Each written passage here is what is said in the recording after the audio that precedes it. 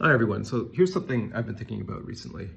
Uh, I listen to all kinds of compositions from composers of various ages, many different backgrounds, many different stylistic orientations, and I've noticed that there are two kinds of composers working today, or let's say two attitudes towards composition.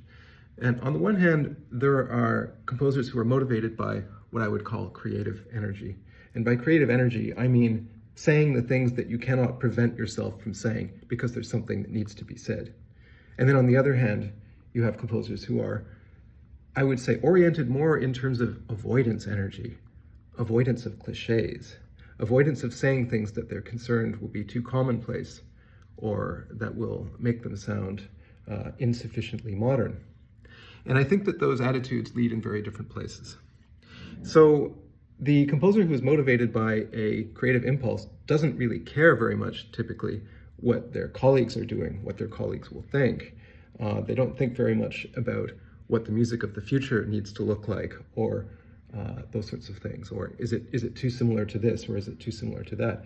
You say the thing that you cannot prevent yourself from saying, and then you lean into that and you see where it leads.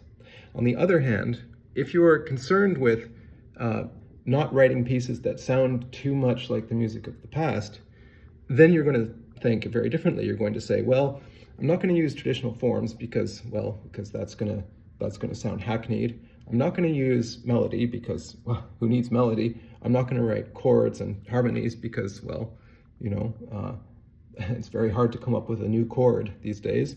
I'm not going to write traditional instrumental techniques because they sound too ordinary. I'm not going to use traditional instruments either because, well, as soon as you write for a piano or a clarinet or a saxophone, you have to deal with all of the connotations that those instruments have. And then the problem is, where does that lead you exactly?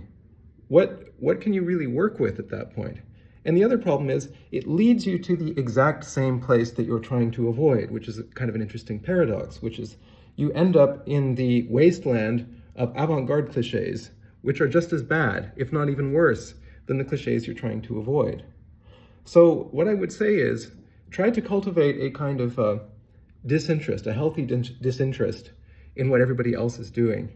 And try to focus on zeroing in on what are the things that I cannot prevent myself from saying because they must be said.